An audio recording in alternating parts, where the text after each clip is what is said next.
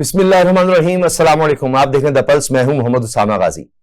कहते हैं इंसान अपने जुग्राफिये का कैदी होता है, यानी जिस महल्ले वकू में, जिस इलाके में वो रहता है, जिस तरह के माहौल में रहता है, जाहिर है कि उसके उस पर बहुत ज्यादा असरात होते हैं। कुछ ऐसा ही हाल मुल्कों का भी है। पाकिस्तान का जुग्राफिया कमाल है। पाकिस्तान को अल्लाह ताला ने बड़े खूबसूरत जुग्राफिये से नवाजा है, लेकिन ऐसे लगता है कि यही हमारी कहीं कमजोरी भी है कि एक तरफ अफगानिस्तान है, दूसरी तरफ भारत है, जो पहले दिन से ही पाकिस्तान के वजूद को तस्लीम नहीं कर रहा, अब अफगानिस्तान को भी इस्तेमाल कर रहा है।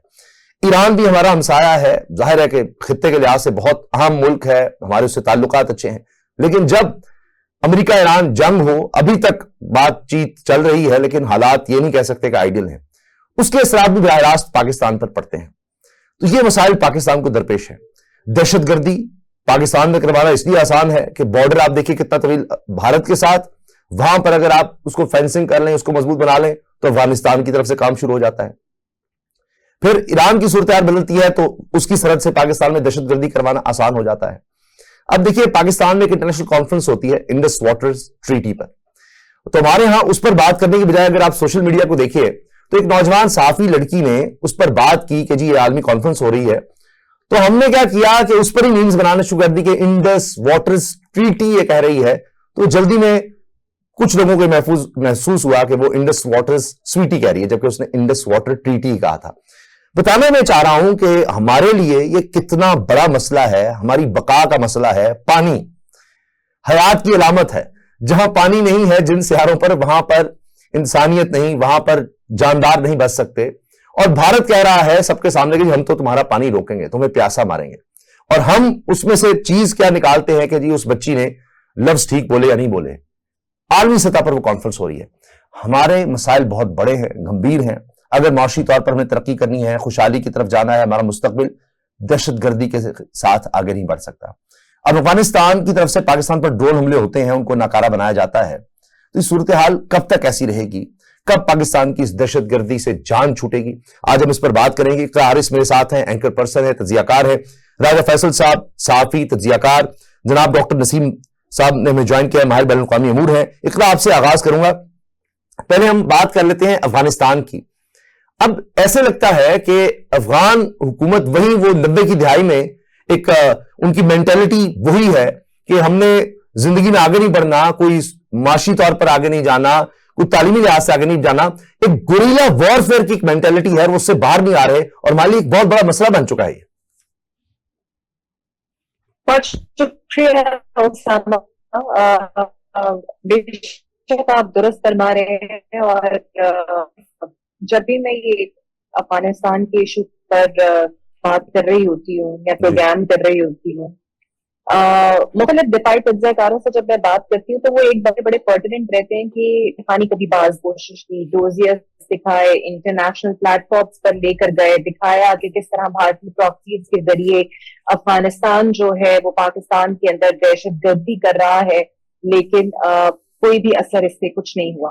अब पाकिस्तान की जानिब से जब हमने ये देखा कि अफगान बॉर्डर के इर्द गिर्द दहशतगर्दों के मराकज पर कार्रवाई की गई और फिर जिस तरह भारतीय वावेला मचाया गया, वो दरअसल ये बताने की कोशिश कर रहा था कि जनाब हम इस अमल की तायद करते हैं जो तवील अरसे से अफगानिस्तान से जारी है, जो तवील अरसे से पाकिस्तान में दहशतगर्दी हो रही है, वो हम करा रहे हैं। और इसके शवाहिद खुद हुकूमत, अफगान इंतजामिया, आलमी कुव्वतों और इदारों को हम फराहम कर चुके हैं। और बार बार अब जब पाकिस्तान ये कह रहा है कि आप अपनी सरजमीन से दहशतगर्दों की कार्रवाइयों का सद्देबाब करें, दहशतगर्दों के मराकज खत्म करें, उनके ट्रेनिंग कैंप्स पर कार्रवाई करें, ये भी भारत को हजम नहीं होता। फिर पाकिस्तान के पास क्या रास्ता बचता था? उन्होंने दहशतगर्दों का पीछा करना शुरू किया, उनके अंजाम तक पहुंचाना शुरू किया। और इस पर भारत को परेशानी है, लोगों को भी वावेला उठ रहा है। वो जो पाकिस्तान दुश्मन कुव्वतें हैं वो भी इस पर एक्टिव हैं। हकीकत ये है कि ऑब्वियसली अफगानिस्तान तो चले एक एंटिटी है ही, लेकिन भारत की पुश्तनाही के बगैर ये जो है वो अभी इस हवाले से जो है वो नहीं कुछ कर पा रहा। सो दहशतगर्दी के खिलाफ पाकिस्तान की सिक्योरिटी फोर्सेस की कार्रवाई पर भारत को क्या परेशानी है, या फिर उन एंटिटीज को क्या परेशानी है जो ऐसी वीडियोस को सर्कुलेट सोशल मीडिया पे करते हैं कि जनाब उन मासूमों को या सिविलियंस को निशाना बनाया जाता है।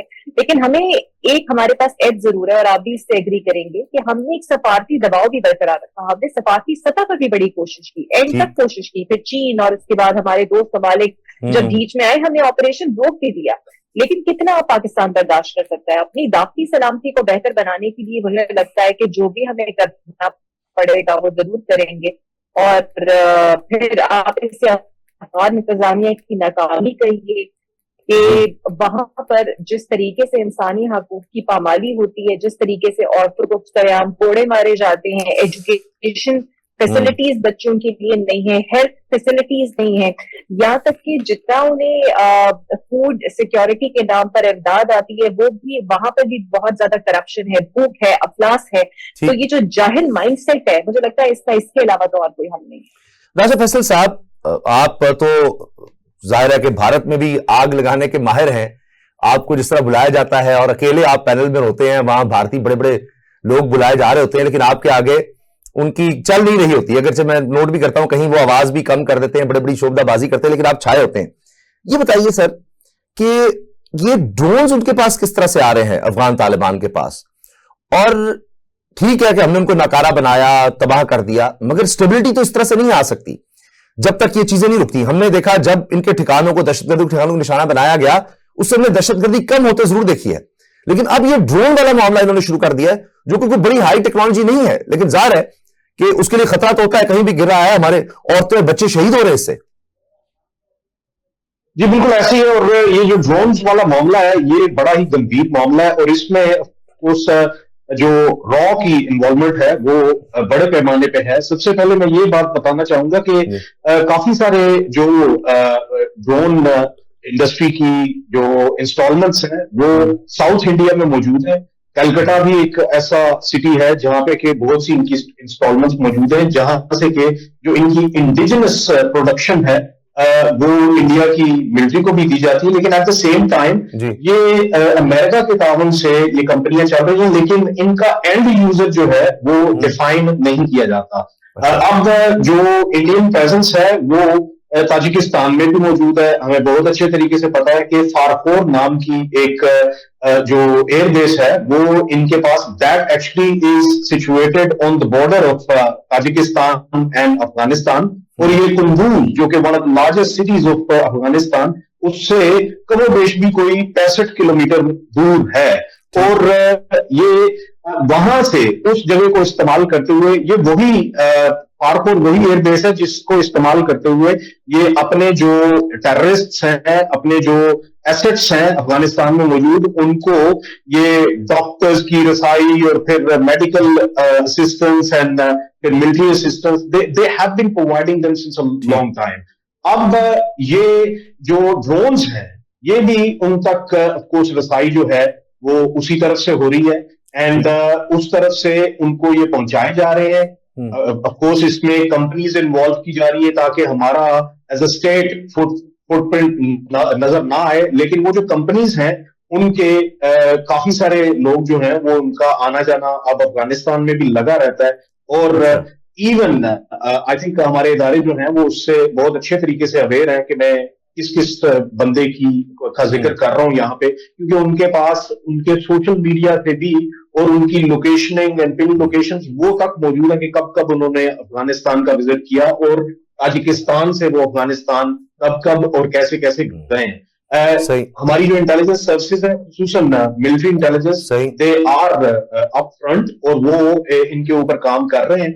इंडिया की भारी इन्वॉल्वमेंट है इसमें। उनके जो ड्रोन्स हैं वो शायद पाकिस्तान के ऊपर ईस्टर्न बॉर्डर से तो वो काम ना कर पाए। उसकी वजह यह है कि जहां पे हैरप और हैरोन जैसे इक्विपमेंट्स जो हैं, इजरायली इक्विपमेंट्स, वो फेल हो गए 2025 मई की वॉर में। वहां पे इनके जो छोटे छोटे खिलौने हैं वो क्या बिगाड़ेंगे पाकिस्तान का। लेकिन ये है कि वो शरारती तो हैं, वो शरारत करवा रहे हैं पाकिस्तान के वेस्टर्न फ्रंट से, क्योंकि उनको पता है कि वो ईस्टर्न फ्रंट पे पाकिस्तान को एंगेज नहीं कर सकते। मार बहुत ज्यादा पिछले साल खाई, तो अब वो वेस्टर्न फ्रंट से वो एक पाकिस्तान को बिजी करने की कोशिश कर रहे हैं। I think Pakistan has the resolve. Anti drone technology Pakistan के पास उस वक्त से है जब इंडिया ने ये सोचा भी नहीं होगा कि वो किसी तरीके से तालिबान को ड्रोन देंगे। तो obviously Pakistan is well equipped and we will defend ourselves. सही। डॉक्टर नसीम साहब, आपकी तो जो पीएचडी है, डॉक्टरेट है, वो भी चीन से है। चीन ने जो कोशिशें की, उन्होंने बराह रास्त अफगानिस्तान से भी बात की है, पाकिस्तान अफगानिस्तान के वफूद भी वहां पर चीन में गए, लेकिन लगता है कि अफगान तालिबान चीन की बात भी नहीं मान रहे। जी शुक्रिया। मैं ऐसे कहना चाहूंगा कि देखें, पाकिस्तान की जंग अफगानिस्तान से नहीं, दहशतगर्दी से है। और अगर मैं अफगानिस्तान की बात करूं तो उसमें एक मुल्क जिसको अभी तक रिकग्नाइज नहीं किया गया, वो एक लेजिटिमेट गवर्नमेंट नहीं है। तो मैं अगर कहूं कि हमारी जंग एक ग्रोह से है, एक ग्रुप से है, एक गुरिल्ला फोर्स से है, ठीक। और जिसकी की लीडरशिप जो है उसका एक विजन मालूम नहीं है ना, उसकी लीडरशिप मालूम है। अब कंधार में एक माइंडसेट है, काबुल में एक माइंडसेट है। जिन्होंने दोहा में ये जो डील की या जो गुफ्तगू की, वो कुछ और लोग हैं। अब तालीम की बात भी हुई, जो दोहा में उनकी लीडरशिप है, उनकी बच्चियां जो हैं वो दोहा में स्कूल जाती हैं। जो काबुल में है उधर पाबंदी है। तो इसमें देखिए 3 दरवाजे जिस पे पाकिस्तान गया, दोहा, इस्तांबुल और बीजिंग। तीनों से, हालांकि वो रुंची में वो टॉक्स भी हुए, तो उससे अब ग्रो जो है उससे ये फैसला नहीं हो पा रहा कि वो आखिर दुनिया में अपनी जो एक लेजिटिमेसी है उसको साबित कैसे करे, वो पार्टनर्स किसको चुने। तो जो उनकी बीजिंग की कोशिशें थी, हमने बीजिंग के साथ बड़ा डिप्लोमेटिकली डील किया इस मैटर को। आखिरकार बीजिंग भी फ्रस्ट्रेट होता है कि, और उसका पाकिस्तान में इन ग्रुपों का या इस दहशतगर्दी का असर सिर्फ पाकिस्तान तक तो महदूद नहीं, सेंट्रल एशिया जो है उसकी ममालिक तक। फिर चाइनीज खुद, जो चाइनीज इन्वेस्टमेंट सीपेक की मद नजर है, चाइना टीटीपी का इधर भी एक टारगेट है, वो उनके लिए एक थ्रेट है। इस्तांबुल में कोशिशें हुई, इसी तरह दोहा में कोशिशें हुई, लेकिन वो वाली बात आती है कि जैसे गुफ्तगू हुई भी कि उनसे ये क्लियर हो नहीं पा रहा कि वो इस मुल्क को, चूंकि वो पहले तो गुरिल्ला फोर्स थे, उनको तो पता नहीं था। अब उनके हाथ में एक मुल्क आया, उसकी भागदौड़ आई, तो उनको समझ नहीं आ रही कि डिप्लोमेसी क्या होती है, क्योंकि डिप्लोमेसी तो उन्होंने पढ़ी नहीं, ना इंस्टीट्यूशंस ना ऑर्गेनाइजेशंस इन प्लेस हैं कि जिसमें आपके पास डिप्लोमेट्स हों जो कि समझते हों कि आपने अगर 21वीं सदी में जीना है तो कैसे जीना है। अब आप 5000 साल पहले की तारीख पे तो नहीं जा सकते ना। 5000 साल पहले तो इंसान पत्ते पहनता था, तो अब तो नहीं पत्ते पहन सकता। या पहले ऊंट पे सवारी करता था, तो अब तो गाड़ी और जहाज आ गए। तो वक्त के साथ साथ अगर आप आपको अप टू डेट नहीं करते तो फिर यही रिजल्ट होता है जो आजकल अफगानिस्तान में है, और उनको समझ नहीं आ रही कि वो करें क्या। ठीक। अच्छा सर, इसी पर मजीद बात करेंगे कि फिर कायल किस तरह किया जा सकता है कि होश के नाखून लो, सारी उम्र क्या जंग ही लड़ते रहना है, गुरिल्ला ही रहना है, या अपने बच्चे तो बाहर पढ़ा लेने हैं बाहर के मुल्कों में, जिसका आपने डॉक्टर साहब हवाला दिया, तो अफगानिस्तान के बच्चों को इसी तरह से रखना है, उनका मुस्तकबिल क्यों नहीं है कि आगे बढ़कर हम इंसानों की जिंदगी में कोई बेहतरी लेकर आए। इस पर हम मजीद बात करेंगे, और साथ इंडस वाटर ट्रीटी के हवाले से कि यह कितना बड़ा इशू है और इस पर भारत को कैसे पीछे किया जा सकता है, जबकि आलमी अदालत भी पाकिस्तान के हक में फैसला दे चुकी है। ब्रेक के बाद बात करेंगे। ब्रेक के बाद खुशामदीद। अफगानिस्तान की सूरत हाल की बात करें, वहां पर कुछ भी नहीं, तालीम नहीं है, सेहत के मसाइल हैं, सब कुछ है, फिर भी अफगान तालिबान एक ऐसी इकोनॉमी चला रहे हैं जो ऐसे लगता है कि एक गुरिल्ला इकोनॉमी है कि उनसे पैसे देकर, डॉलर्स देकर जो मर्जी करवा लो। अब भारत को बराह रास्त तो बहुत ज्यादा मार पड़ी। अब लग ये रहा है कि अफगानिस्तान के थ्रू मुसलसल पाकिस्तान को गैर मुस्तहकम करने की कोशिशें जारी हैं। इकरा, आपको क्या लगता है कि क्या कायल किया जा सकता है, या फिर यही कि और कोई हल नहीं है, वहीं पर हमें ऑपरेशन इस तरह करने पड़ेंगे और इसको कंटिन्यू करना पड़ेगा? हम तो 20 साल से लड़ रहे हैं और रिजॉल्व अपना दिखा रहे हैं। तो एक तो इस पर कमेंट कीजिएगा, उसके बाद फिर इंडस वाटर ट्रीटी पर भी जरूर बात करनी है हमने कि अब पाकिस्तान ने बड़ी कामयाब कॉन्फ्रेंस करके दिखा दी, सारे पाकिस्तान के साथ खड़े हैं। क्या ये काफी होगा, या कहीं पानी पर अब जंग कहीं खुदा न खास्ता लड़नी पड़ेगी?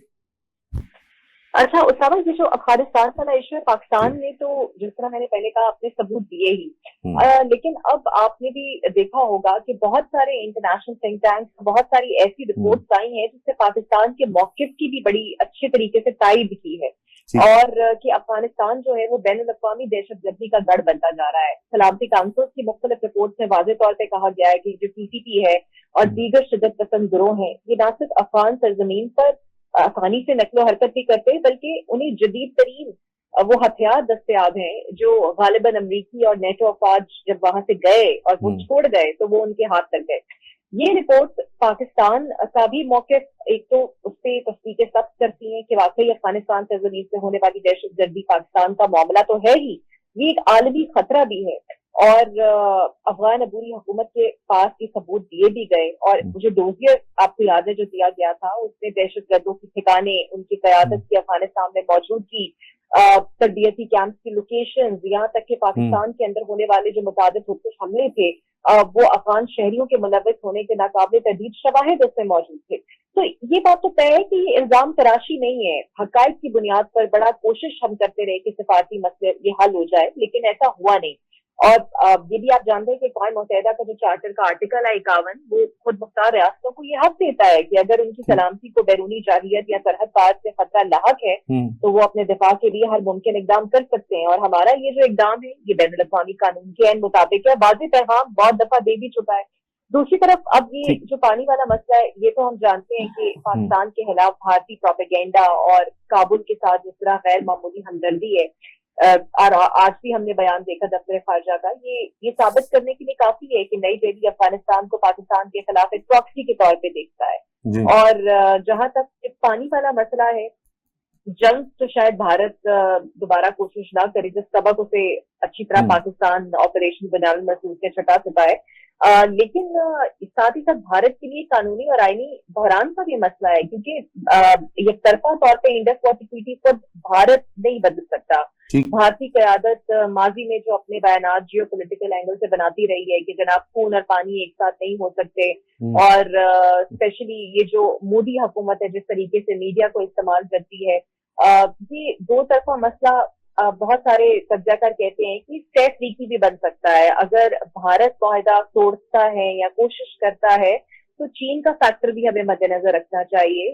चीन भी इसके अंदर सामने आ सकता है। फिर उसके बाद माहौलियाती तब्दीली का जो शिकार है, ग्लोबल वार्मिंग का खतरा है, पानी की मिकदार बदल चुकी है, मुआहदा पुराना हो चुका है, लेकिन हमारे पास इश्यूज ऐसे बहुत हैं जियो पोलिटिकल एंगल से कि भारत के लिए बड़ा मसला है कि वो या तो इस मुआहदे को मुअत्तल करेगा तो जाहिर बात है उससे बैनुल अक़वामी प्रेशर और जिस तरीके से जो कवानीन है वो एक लीगल डेडलॉक भी हो सकता है।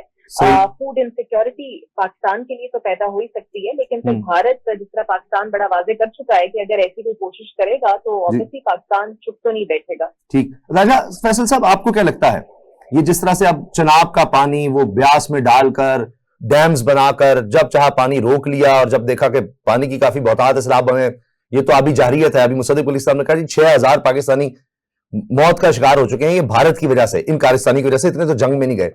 तो ये इंटरनेशनल प्रेशर से, आलमी अदालत से, डिप्लोमेसी से मामला हल हो जाएगा, या खुदा न खास्ता पाकिस्तान को अपने हिस्से के पाने के लिए जंग लड़नी पड़ेगी? जी राजा साहब। अच्छा, राजा साहब की तरफ दोबारा आते हैं। डॉक्टर नसीम साहब, यही सवाल सर आपसे, और चीन के किरदार के हवाले से भी जरूर बताइएगा इंडस वाटर ट्रीटी पर। जी, असल में ना Indus water treaty has survived 3 Wars ना, तो अगर एक ट्रीटी जो है वो 3 जंगें सर्वाइव कर चुकी है, तो एक सिंगल इंडिविजुअल जिसको हम प्राइम मिनिस्टर मोदी कह सकते हैं, उसकी एरोगेंस को भी सर्वाइव कर जाएगी, और करना भी चाहिए। तो ये इंडस वाटर ट्रीटी कोई बार्गेनिंग चिप तो है नहीं जिसको वो एज अ बार्गेनिंग चिप लेना चाह रहे हैं या उसको ट्रीट करना चाह रहे हैं इसमें, और ना ये स्ट्रेट ऑफ हॉर्मज़ है जिसमें प्रॉब्लम तेल की सप्लाई का था। इसमें पानी का मसला है जिसमें 250 मिलियन लोगों की जिंदगी उसके ऊपर डिपेंडेंट है। तो ये उनकी कोई ख्वाहिश या कोई ऐसी इरिटेशन जो वो क्रिएट करना चाहते हैं for the Pakistani leadership in the current scenario, जो कि दुनिया भर में मिडिल ईस्ट का इशू ले लें, हमारे वेस्ट पे टेररिज्म का इशू है, ईस्ट पे इन्होंने पानी का इशू बना दिया, देन मिडिल ईस्ट पीस वाला इशू है। तो इसको इनके कुछ जाती इंटरनल अपनी एक वो क्रिएट करने के लिए तो एक ख्वाहिश हो सकती है, पर they can not prolong it for ज्यादा अरसे के लिए उसको प्रोलॉन्ग नहीं कर सकते। अभी बात हुई कि एक ट्रीटी है, कोई एमओयू तो है नहीं कि जिसको आपने साइन किया और बाद में आप कहेंगे this was not something binding legally, it's not something between 2 countries only, because इसमें इंटरनेशनल इदारे इन्वॉल्व हैं, एक दुनिया का कानून है, उसको ये सिंगल हैंडेडली या बिल्कुल एक ही जानिब से अपनी तरफ से सस्पेंड कर दें और उसको ऐसे ट्रीट करें, एंड देन अगर तो बात वहां तक जाती है, जैसे फर्ज करें कि अभी बात हुई कि फॉर इंस्टेंस अगर एक स्टेट, सॉवरन स्टेट ये फील करे, ये उसको ये खदशा लाहक हो कि उसकी टेरिटरी या उसके लोगों को कोई खतरा लाहक है फ्रॉम अ सर्टेन ग्रुप या जो भी हो, जो कि वेस्ट में हम ये अफगानिस्तान वाले इशू पे भी जो बात कर रहे थे उसमें हमने देखा, अगर तो पानी जो है वो भी इंसानों की जिंदगी से जुड़ा हुआ है, तो अगर वो इसको एक कॉन्फ्लिक्ट की तरफ या फुल स्केल कॉन्फ्लिक्ट की तरफ लेके जाना चाहें तो इंटरनेशनली तो आई डोंट थिंक सो कि दुनिया इतनी बेवकूफ होगी या हो सकती है कि जो उनको इस बात पे सपोर्ट कर सकेंगे। एक ट्रीटी जो है आपने यूनिलैटरली जो है उसको आपने सस्पेंड किया, और आप फिर जो डैम्स की बात की कि आप उधर वाटर रिजर्वायर्स वगैरह बनाना चाहेंगे, जो कि पॉसिबल नहीं है। और बीजिंग इसको ऐसे दिखता है, देखिए बीजिंग का, चाइना का इंडिया के साथ ऑलरेडी टेरिटरी के ऊपर मसले मसाइल थे, और स्लोली एंड स्टेडीली चाइना ने उनका कंट्रोल भी लिया और कुछ ऐसे इलाकों को दोबारा रीनेम भी किया। तो इंडिया क्या कर सका? उसने वो कुछ कर नहीं सका। अब देखिए वो वाली बात है कि कुछ लोग जो है वो सिर्फ शोर मचाते हैं और दूसरे जो है they take action. So Beijing took action when it comes to territory. The same is the thing with Pakistan, जो कि पाकिस्तान भी करेगा when it feels and when it is the right time कि this treaty should be treated as a treaty. इसको as a bargaining chip India will not be allowed either diplomatically या अगर वो उसको कॉन्फ्लिक्ट बनाना चाहते हैं। राजा फैसल साहब, आपको क्या लगता है ये मसला हल हो जाएगा डिप्लोमेटिकली? इंटरनेशनल प्रेशर ऐसा आएगा? मोदी जिस सोच का हामी है उसको पीछे हटना पड़ेगा, या इस मामले पर खुदा न खास्ता जंग हो सकती है? देखिए, मुझे ये लगता है कि ये सारे का सारा मामला जो है वो डिप्लोमेटिकली हल हो सकता है। उसकी वजह ये है कि 1960 से एक ट्रीटी चलती आ रही है बिटवीन पाकिस्तान एंड इंडिया। 5 दरियाओं की सरजमीन पंजाब, इसको शराब करने वाले जो दरिया हैं वो कहां से ओरिजिनेट करते हैं, दैट इज वेरी इंपॉर्टेंट। अगर दरियाई सिंध की बात की जाए तो वो इंडियन ऑक्यूपाइड टेरिटरी से नहीं, वो चाइना से ओरिजिनेट करता है। और अगर जो निचले 3 दरिया 1960 में हुई ये IWT जो है इंडस वाटर ट्रीटी, उसमें 3 दरिया उनके पास चले जाते हैं और 3 दरिया हमारे पास रह जाते हैं। जो उनके पास दरिया जाते हैं उसमें से भी जो 2 हैं वो ट्विन ब्रदर्स हैं, ब्यास और सतलज। सतलज जो है वो ओरिजिनेट करता है चाइना से, और इनका जो पानी है, ऑफ कोर्स रावी की बात की जाए और ब्यास की बात की जाए, वो हिमाचल से ओरिजिनेट करते हैं। तो अगर ये सारे के सारे पानी के ऊपर जो कि Indian illegally occupied Jammu and Kashmir से थ्रू दैट पास ऑन करता है पाकिस्तान की तरफ, अगर उसके ऊपर ये डैम्स वगैरह बनाते हैं और उसके ऊपर रखने डालते हैं, because Pakistan is a lower riparian country. अब ओवरऑल ये है कि जो IWT ट्रीटी हुई थी वो उसमें 2 फरीक नजर आते हैं, पाकिस्तान एंड इंडिया, लेकिन तीसरा फरीक भी नजर आता है और वो है वर्ल्ड बैंक। वर्ल्ड बैंक ने ऑफ कोर्स गारंटोर जो है वो वर्ल्ड बैंक है। वर्ल्ड बैंक के पास जब ये किस्सा जाएगा तो उसमें तो अजय बंगा जो है वो ऑलरेडी पाकिस्तान के हक में बोल चुके हैं कि पाकिस्तान का हक है। और ओवरऑल अगर बात की जाए तो ये इंटरनेशनल कोर्ट ऑफ आर्बिट्रेशन, वहां पे भी अगर केस जाए या फिर वर्ल्ड बैंक के पास भी जाए, जिसके पास भी जाएगा पाकिस्तान जी ठीक। अच्छा, जहां भी जिस फोरम पर भी जाएगा पाकिस्तान का केस बहुत ज्यादा मजबूत है, और इस ट्रीटी में भी ये लिखा हुआ है कि कोई एक मुल्क यूनाइटली यानी खुद से इसमें तब्दीली नहीं ला सकता, खुद से इसको निकल नहीं सकता, इसमें कोई भी चेंज है दोनों ममालिक मिलकर ही इसमें कोई तब्दीली ला सकते हैं। अच्छा इकरा, ये बताइएगा कि अब ईरान की सूरत हाल की अगर बात करें, आज भी स्टेटमेंट्स आ रही हैं, एक तरफ जी 12 ममालिक अमेरिका समेत आपने हुर्मुज के हवाले से कह रहे हैं जी बिल्कुल बिला रोक टोक होना चाहिए, ईरान कह रहा है खुद से कॉन्फ्रेंस बुला ली, आपने हुर्मुज पर हमारे अलावा किसी का कंट्रोल नहीं हो सकता, ना ही हम ड्रोन टेक्नोलॉजी या मिसाइल टेक्नोलॉजी से पीछे हटेंगे। डॉलर्स वाली बात वहीं पर रुकी हुई है कि पहले जो पुरानी शराइत थी वो पूरी की जाए और उसके बाद फिर आगे बढ़ेंगे। ये जरूर है कि मुज़ाकरात जारी रखे जाएंगे। तो ऐसा लगता है एक बड़ा डेलिकेट बैलेंस सा भी चल रहा है कि पता नहीं 60 दिन में क्या हो जाएगा और दोबारा से कहीं जंग शुरू हो जाएगी। अगर से पाकिस्तान ने बड़ी मेहनत से बड़ी मुश्किलों से मामला यहां तक पहुंचाया है, लेकिन बदइत्मीदी दोनों के दरमियान इतनी है क्या ऐसा लगता है कि कोई भी फरीक दूसरे की बात पर एतबार करने को अब भी तैयार नहीं? बिल्कुल ऐसी है, लेकिन एक चीज बड़ी क्लियर है, आपको पता है बयानबाजी तो हो रही है और दोनों तरफ से हो रही है, लेकिन दोनों फरीक जो है वो अब इस बात पे एग्री जरूर नजर आते हैं कि जनाब अब किसी भी मुमकिन हमले या जारहियत से जो है वो गुरेज किया जाए। ईरान ने बड़ा क्लियरली कहा है कि जनाब कोई मिसाइल और ड्रोन के ऊपर हम बात नहीं करेंगे। जौहरी तनसीबात पर अभी भी उन्होंने मौके सख्त किया रखा है और ये भी कहा है कि फासला जो जौहरी मराकज है वहां तक ये लोग कतई किसी सूरत रसाई नहीं देंगे। लेकिन मैं देख रही थी कि ट्रंप और उनकी जो इंतजामिया है उन्होंने भी दोबारा जंग शुरू करने या फिर सिफारती रास्ता अख्तियार करने दोनों ऑप्शन पर गौर किया, और शायद जो ट्रंप और इंतजामिया है उन्हें भी इस बात का तदारुक हो चुका है कि बड़ा मुश्किल है ये दोबारा से वो किसी जंग की तरफ जाएं या कोई ऐसी ऑप्शन इस्तेमाल करें, लेकिन बहरहाल सिफारती रास्ता ही इस्तेमाल होगा। और फिलहाल आप जानते हैं आयतुल्लाह ख़ामनेई की नमाज जनाजा से कबल ये जो ईरान और इजराइल का जो फैक्टर है वो इस वक्त लग रहा है कि तूल पकड़ता नजर आ रहा है, क्योंकि मैं देख रही थी कि इजराइल की तरफ से भी एक दफा फिर आ गया है कि जरा बड़ा आसान है, हम फिर से हमला कर सकते हैं या करवा सकते हैं। और ईरान का जो इशू है वो अमेरिका से ज्यादा बज़ाहिर मुझे फिलहाल इजराइल नजर आता है कि ईरान ये चाहता है कि अमेरिका इजराइल को मुकम्मल तौर पर जो है वो लगाम डालेगी। तो पूरी दुनिया ने देखा कि आबनाए हुर्मुज़ को जिस तरीके से, जिस टैक्टिक के तौर पर ईरान ने सबसे पहले इस्टेब्लिश किया और उसके बाद जिस तरीके से अमेरिका को दबाव में लेकर आया और जिस स्ट्रैटेजी के तहत वो चला वो सबके सामने। और ईरान नहीं चाहेगा कि आबनाए हुर्मुज़ के ऊपर जो कंट्रोल है वो की मुश्तरका कोशिश होनी तो चाहिए, लेकिन कभी ये नहीं चाहेगा कि पूरा कंट्रोल सेंट कमांड के पास चला जाए। इसलिए हमने देखा कि ईरानी नायब वज़ीर ख़ारजा ने कहा कि आबनाए हुर्मुज़ का इंतजाम ईरान के अख्तियार में है, सेंटकॉम के नहीं। ईरान को भी अब ये रियलाइजेशन है कि इलाकाई सलामती और इस्तेहकाम के लिए कहीं ना कहीं जरूरी है कि आबनाए हुर्मुज़ के ऊपर ईरान का वो कंट्रोल रहे।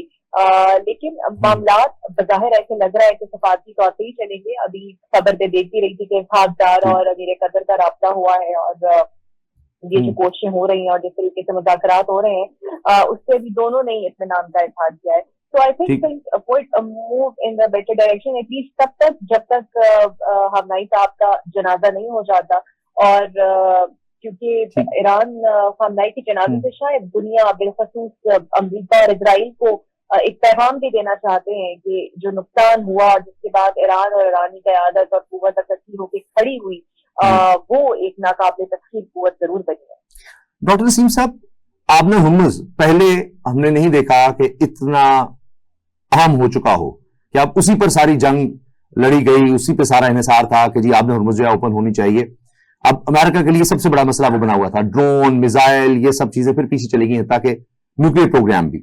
लेकिन अब लगता यह है कि असल स्पॉइलर इसराइली है। लेबनान की सूरत हाल, वहां से ज्यादा मामला खराब होने का अंदेशा ज्यादा है, बजाय इसके कि आबनाए हुर्मुज़ कुछ हो, क्योंकि अब सबके लिए जरूरी है कि ओपन रहे। इवन ईरान के लिए जरूरी है उसको ओपन रहे। अगर उनको डॉलर्स नहीं भी मिलते जो मुआहदे में आगे चल के हिस्सा है, तो वो खुद ही पेट्रोल तेल बेच बेचकर बड़े डॉलर्स कमा लेंगे, उनके लिए वो मसला नहीं है। लेकिन लेबनान की सूरत हाल एक फ्लैश पॉइंट हो सकता है। यही है कि इजराइल जो है वो ये जो 60 डेज का जो डिफाइंड पीरियड है after the post the MOU, Israel उसमें अपनी एक तो स्पॉइलर का किरदार तो उसका हिस्टोरिकली है, करंटली भी उसका है। Any time anything can happen. Of course this is not like अ बिल्कुल वाज़े एक पीस डील तो नहीं हुई, एक MOU है, तो इसमें फ्रेजिलिटी का एक आंसर तो है। It is very fragile when it comes to कि इजराइल बीइंग अ स्पॉइलर। अब जो क्योंकि वो इस 60 दिनों में यही चाहेगा कि वो मैक्सिमम अपने जो उसके डिफाइंड टारगेट्स हैं वो हमारे बकौल गलत है, पूरी दुनिया के बकौल गलत है, लेकिन इजराइल को गलत और सही का कोई फर्क जो है वो समझाने में सारी दुनिया नाकाम रही, ना उनको समझ आती है। तो वो ये कोशिश इसमें करेगा कि जितनी टेरिटरी है या जितना वो टारगेट्स अपने वो हिट कर सके इस दौरान में करेगा, जो कि वो करता भी आ रहा है। उसको कोई खास फर्क नहीं पड़ रहा इस चीज पे। तो दूसरा ये कि अच्छी बात ये हुई कि अब हमें याद होगा, हम सबने देखा कि जो US vice president JD Vance है, उनका इंटरव्यू देखा गया, उसमें उनसे इजराइल से रिलेटेड क्वेश्चंस किए गए। तो उसमें वो ये कहते हैं कि I don't know what do they want, या व्हाट डज बीबी वांट, तो उसमें वो उससे ये जाहिर होता है कि उनको भी ये, अमेरिका को भी ये वाजे नहीं है कि ईरान कि इजराइल आखिर चाहता क्या है। तो वो जो एक सिचुएशन है वो स्पॉइलर का किरदार तो उसका है, लेकिन वो पूरी दुनिया में ये भी देखें कि पूरा यूरोप, साउथ ईस्ट एशिया जिसमें या एशिया ओवरऑल, उसमें चाइना देखें, उसमें मिडिल ईस्ट देखें, मिडिल ईस्टर्न कंट्रीज जितनी भी देखें, वो सब इस पॉइंट पे तो सब इकट्ठे हैं कि जो इजराइल है वो स्पॉइलर है और वो कुछ भी इस टाइम पे कर सकता है, लेकिन उसको ऐसी कोई सपोर्ट हासिल नहीं है। एक अमेरिका की सपोर्ट उसको हासिल है जो कि अभी फेड आउट होती नजर आ रही है, और वो इसको मजीद इतनी छूट नहीं दे सकते कि वो एक दोबारा फुल फ्लेज वॉर शुरू कर सके। तो फुल फ्लेज वॉर की तरफ तो I also don't see it going, लेकिन फ्रेजिलिटी एग्जिस्ट्स। जेडी वैंस की बात की जिस तरह डॉक्टर साहब ने, तो राजा वैंस साहब, जेडी वैंस ने ये कहा कि जी इसराइल जरा सोच ले उनकी काबीना के उनके साथ रह कौन गया है, सिवाय अमेरिका के और कौन खड़ा है। पिछले कई सुदूर से कोशिश की गई कि जी ईरान के खिलाफ जंग हो जाए, लेकिन कामयाबी नहीं मिली। ट्रंप ने यह काम कर दिखाया। अब क्या दोबारा इसराइल कुछ ऐसा कर सकता है कि ट्रंप दोबारा किसी तरह जंग की तरफ चले जाएं, या ट्रंप कहते हैं जी बस काफी हो गया, मिड टर्म भी आ रहे हैं, मेरी सदारत की मुद्दत में अब जंग नहीं। देखिए, मैं इसी तरफ आना चाह रहा था कि आई थिंक ये जो हमें पॉज नजर आ रहा है, ये पॉज स्ट्रेटेजिक पॉज कहा जा सकता है इसको। उसकी वजह यह है कि मिड टर्म इलेक्शंस की वहां पे तैयारी है। ऑब्वियसली अमेरिका के इलेक्शंस के बारे में सबको पता है कि एपैक जो है, अमेरिकन एंड इजरायली जो ऑर्गेनाइजेशन है, वो सबसे अहम किरदार अदा करती है और करती रहेगी। ओवरऑल अगर देखा जाए तो अवाम का बहुत ज्यादा प्रेशर है, और अवाम वो जो कि कभी 55-45 पे खड़ी हुआ करती थी, आज वो 80 और 20 पे खड़ी है। और 80 और 20 पे खड़े होने की वजह से शायद इनको भी इस चीज का एहसास है कि at least we have to put a pause until unless there is a midterm election, और उसको जब हम पास ऑन कर लें, उससे निकल लें, तो फिर दोबारा से वही करेंगे जो कि हम कर रहे हैं। उसकी वजह यह है कि एप्स्टीन फाइल्स को देखा जाए और एपैक की कारकर्दगी को देखा जाए, साल हा साल की कारकर्दगी को, तो इसमें कोई शक नहीं कि करंट जो अमेरिका है वो कोई अमेरिकन नहीं चला रहे, वो एपैक चला रहा है, और उसके पीछे इनडायरेक्टली इजराइल जो है वो अमेरिका को चला रहा है। अमेरिका को इजराइल के चलाने की दलील ये है कि जितने भी इस तरह के बड़े डेंजरस किस्म के जो डिसीजंस हैं, वो अमेरिका बाय फोर्स ले लेता है, और वो फोर्स जो है वो इजराइल की फोर्स होती है। अगर किसी और मुल्क को देखा जाए, किसी और मुल्क को अगर ये रखा जाता अमेरिका की जगह, तो वो अमेरिका जो कि एक इकोनॉमिक जायंट बना with the help of Middle east, oil money से उसने पैसा बनाया, एंड पेट्रो डॉलर से उसने अपनी करेंसी को इतना स्ट्रांग किया, वो अमेरिका जो है वो कैसे हो सकता है कि उन्हीं मुमालिक जिनके साथ के, जहां पे कि इनके एयर बेसिस हैं, जहां पे कि इनके बेड़े आके खड़े होते हैं, और एक मिलिट्री इन्फ्लुएंस पूरी दुनिया में, अल्टीमेटली डिप्लोमेटिक इन्फ्लुएंस वो क्रिएट कर लेते हैं। इस सारे तनाजुर में it was impossible for a country, for any country जिसकी इतनी प्रेजेंस हो कि वो सब कुछ अपना दाव पे लगा दे। एक ही ऑफ कोर्स इन्फ्लुएंस है, और वो इजरायली इन्फ्लुएंस है। मैंने माजी में भी ये बात कही है कि सबको ये समझने की जरूरत है कि अमेरिका की presence in the Middle East, it has nothing to do with the security of Middle East, it has everything to do with the security of Israel. और इजराइल को सिक्योर करने के लिए वो वहां पे बैठे हैं, खड़े हैं, और हर हाल में खड़े रहेंगे। और ओवरऑल नेतन्याहू जो है वो इस वक्त तो शायद अमेरिका में मिड टर्म इलेक्शंस की वजह से वो किसी तरीके से इसको पॉज कर लें, लेकिन ये जो पॉज है वो उसमें वो उसका तदारुक भी करेंगे जो कि सबसे बड़ा इनको सवालिया निशान इनकी डिफेंस कैपेबिलिटी पे लगा, and that was related to drone technology जो है ईरान के पास जहां से भी आई है वो बहुत अच्छी है, और उसके तदारुक के लिए उसके एंटी ड्रोन टेक्नोलॉजी जो है उस पर वर्क किया जा रहा है, चीपेस्ट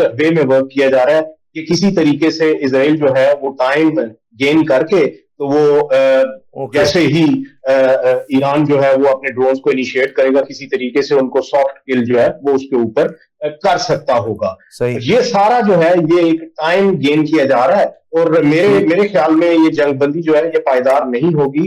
आने वाले वक्तों के लिए एक सजेशन है सारे के सारे रीजनल मुल्कों को इंक्लूडिंग पाकिस्तान कि ब्रेस योरसेल्फ क्योंकि after mid term elections situation would be entirely different and all of the middle eastern countries including Pakistan, middle east plus Pakistan, and they need to be extra cautious about any future moves. अच्छा, ये तो बड़ी आपने हैरानकुन और बड़ी अहम बात की है कि जैसे अगली जंग की तैयारी हो रही है और दोनों तरफ से ये काम हो रहा होगा, पाकिस्तान को भी इसके लिए सोचना होगा, खलीजी ममालिक को भी। खलीजी ममालिक का राजा साहब बड़ा नुकसान इसमें हुआ है। तो एक आखिरी सवाल, क्योंकि फिर मैंने क्लोजिंग की तरफ जाना है, लेकिन इकरा से मैं सवाल करूंगा क्लोजिंग से पहले कि पाकिस्तान के लिए क्या अपॉर्चुनिटीज हैं इसमें। बहुत से लोग कह रहे हैं जी वो गैस पाइपलाइन आ जाए, सस्ता तेल मिल जाए, पता नहीं क्या हो जाए। बड़ा कि जी हमने बड़ा किरदार अदा किया, सारी दुनिया ने सराहा है, अब हमें इस जंग रुकवाने का कोई इनाम मिल जाए। तो ऐसा कोई इंटरनेशनली तो कोई जादू की छड़ी तो नहीं है कि पता नहीं क्या हो जाएगा। जी राजा साहब।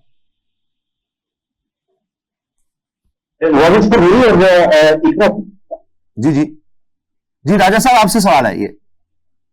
अच्छा, देखिए ये जो है पहली बात तो ये है कि हमें किसी भी तरीके से किसी और मुल्क की गो हेड का इंतजार नहीं करना चाहिए था। ईरान के साथ हमारा जो है वो जंग हो या ना हो, किसी भी तरीके से हमें पीछे नहीं हटना चाहिए। इकोनॉमिक कोऑपरेशन जो है वो एक नेचुरल कोऑपरेशन है। हमारे बॉर्डर्स एक दूसरे के साथ मिलते हैं, हमारी जुबानें एक दूसरे की कजन लैंग्वेजेस हैं, हम एक ही दीन फॉलो करने वाले भाईचारा हमें होना चाहिए। इनके साथ तो हमारे सकाफती ताल्लुकात हैं और हमारी जो शायरी जो है वो इनकी तरानों से भरी हुई है। हमारा तो कौमी तराना इनकी जुबान में है, तो किसी भी सूरत में हमें इनसे पीछे हटने की जरूरत नहीं है। जो गैस पाइपलाइन है वो बंद हो जंग या ना बंद हो, हमें उसको चालू कर लेना चाहिए। जो इनके साथ ऑयल की डील्स हैं वो हमें हर हाल में करनी चाहिए। और ऑफ कोर्स इनके जो बायर्स हैं वो China is going to be the biggest, the largest buyers जो कि इनसे तेल खरीदेगा। वो हमें हर दर्जा कोशिश करनी चाहिए कि एटलीस्ट जो वेस्टर्न चाइना को तेल जाए वो पाकिस्तान से होके जाए, ताकि वो सीपैक, वो इंफ्रास्ट्रक्चर जो कि हमने बनवाया है उसको हम इकोनॉमिक वे में उसको इस्तेमाल करें, ना कि हम गर्मियों की छुट्टियों में शुमाली इलाका जाने के लिए इस मोटरवे को इस्तेमाल करें। इसमें ट्राले घूमने चाहिए, इसमें लोगों के लिए रोजगार निकलना चाहिए, इसमें लोगों के लिए अपॉर्चुनिटीज बननी चाहिए। और वो अपॉर्चुनिटीज जो है वो इसी सूरत में बन सकती हैं कि जो हमने सीपैक बनाया उसका पूरे का पूरा जो है वो हम उसको इस्तेमाल करें। ठीक है, एक लास्ट मिनट है मेरे पास। अभी हालिया तारीख को देखें, सबसे अच्छी प्रेडिक्शन ये हो सकती है कि तारीख को देख लिया जाए। पिछली जंग पिछले साल ईरान ने उससे ज्यादा खतरनाक जंग इस दफा लड़कर दिखाई और जाहिर है कि जो टारगेट्स थे अमेरिका के, इसराइल के, वो अचीव नहीं हुए। ना रजीम चेंज हुआ, ना मिसाइल ड्रोन वो नहीं खत्म हुए, न्यूक्लियर का भी और नया आमना हुर्मुज का हो गया। तो अगर राजा फैसल साहब की बात को देखा जाए कि अभी तो दोनों तरफ से अगली जंग की तैयारी हो रही है, तो फिर इसका मतलब ईरान भी अगली जंग के लिए अभी से तैयार हो रहा होगा। मुझे लगता है कि अभी ये अज्यूम कर लेना कि बहुत जल्दी जंग हो जाएगी, मुझे लगता है थोड़ा कबल वक्त होगा। ये अच्छा बयानबाजी जरूर दोनों जारी बात है, ईरानी क़यादत से कहीं भी नहीं चाहेगी कि वो अपनी अवाम का मोराल कम करें या फिर करें, क्योंकि ईरान को अगर फौरी दोबारा जंग से जाना होता फिर ऑब्वियसली वो इस तरह से मुआहदे ना करती। मुझे लगता है अभी फिलहाल ईरान अपने इंफ्रास्ट्रक्चर को और इकोनॉमिक प्रोस्पेरिटी को रीबिल्ड करने पे जरूर फोकस करेगा। और जिस तरह हमने देखा कि इस मुआहदे के अंदर मुंजमद असासों की बात की गई, ईरान का फोकस वहां पे भी हो सकता है। और लाजमी तौर पर ईरान चाहेगा कि उसके जो मुंजमद असासे हैं वो बहाल हो, क्योंकि ये बड़ा एक मुतनाज़ा और पेचीदा मसला रहा है। और जो यादाश्त दस्तखत हुई है उसमें असासों का मामला भी एक रहा है। जो ये माहिरीन हैं वो बताते हैं कि तकरीबन 27 अरब डॉलर से 100 अरब डॉलर के दरमियान वो असासे हैं ईरान के, जो चीन में है, इराक में है, इंडिया में है, कतर में है, खुद अमरीका में 2 अरब डॉलर के करीब है। तो ये फंड्स ऑब्वियसली ये पेट्रोल की तरसील और उसके बाद बरामदात की अदायगी से मुंसलिक है। तो सबसे पहले हम अगर ये फोकस करेंगे जरा हमने अपना गैस पाइपलाइन वाला मनसूबा खोलना है, तो ईरान का जितना नुकसान हो चुका है ऑब्वियसली वो ये चाहेगा कि किसी न किसी तरह ये असासे रिलीज हो, उनकी रकम उन तक पहुंचे, फिर ही वो दोबारा से अपने आप को रीबिल्ड Rebuild कर करके सकेगा, सामने आएगा। सही। लेकिन एक बात तय है कि खित्ते के अंदर स्ट्रैटेजिक तौर पर ईरान मजबूत बनकर सामने भी आया है बिल्कुल सही है, और एक ठीक। बड़ी इंपॉर्टेंट सिचुएशन उसने अपने लिए क्रिएट कर भी ली है जिससे वो सस्टेन बिल्कुल कर सही। सकता है। ठीक है, बहुत शुक्रिया आपका इत्रा हारिस, डॉक्टर नसीम साहब और जनाब राजा फैसल साहब, आप तीनों का बहुत शुक्रिया।